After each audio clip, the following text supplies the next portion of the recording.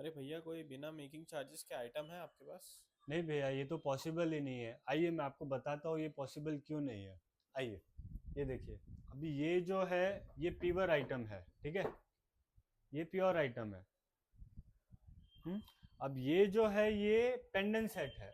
अब इस चीज को इस चीज में कन्वर्ट करने के लिए कम से कम 10 कारागिर लगते हैं। मैं आपको बताता हूँ कैसे। पहले एक तो डिजाइनिंग का कारागिर लगेगा, ठीक है। दूसरा स्टोन सेटिंग का कारागिर लगेगा। तीसरा आपको पॉलिशिंग के लिए, फिनिशिंग के लिए।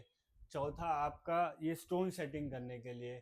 फिर ऐसे बैकएंड में बहुत सारा प्रोसेस चलता है और फिर फाइनल में ये हमारे पास आता है मैन्युफैक्चरर से। तो इसके लिए आपको ये एक चीज का ध्यान रखना है कि बिना मेकिंग चार्ज के आपको कोई आइटम नहीं मिलेगी। अगर आपको कोई क्लेम करता है कि भैया मेरे पास बिना मेकिंग चार्ज का ज्वेलरी है, तो या तो उसमें प्योरिटी में आपको थोड़ा डाउट आना चाहिए, या आपने खुद क्वेरी करना चाहिए कि जब सब जगह ये रेट मिल रहा है तो ये दूसरे दुकानदार के पास इतने कम में कैसे मिल रहा है। और दूसरा, कई सारे केसेस में हमने क्या देखा है कि दुकानदार सिर्फ रेट पूछ के आते हैं, मजूरी हिसाब किताब कुछ समझ में नहीं आते। खासकर जो क्लाइंट होते हैं हमारे, वो लेडीज होते हैं।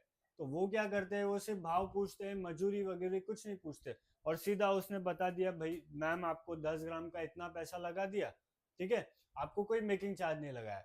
लेकिन अगर आप जब उसको कैलकुलेट करोगे तो आपको समझ में आएगा कि भाव अलग लगा है, मजूरी अलग लगी है, जीएसटी अलग लगा है। तो इसके बैक एंड में आपको पूरा कैलकुलेशन समझना पड़ेगा। आप सिर्फ भाव सुन के आओगे और कोई मजूरी नहीं है, इस हिसाब से आप सोचोगे कि दूसरा दुकानदार ऐसा दे रहा, ये पॉसिबल ही नहीं है।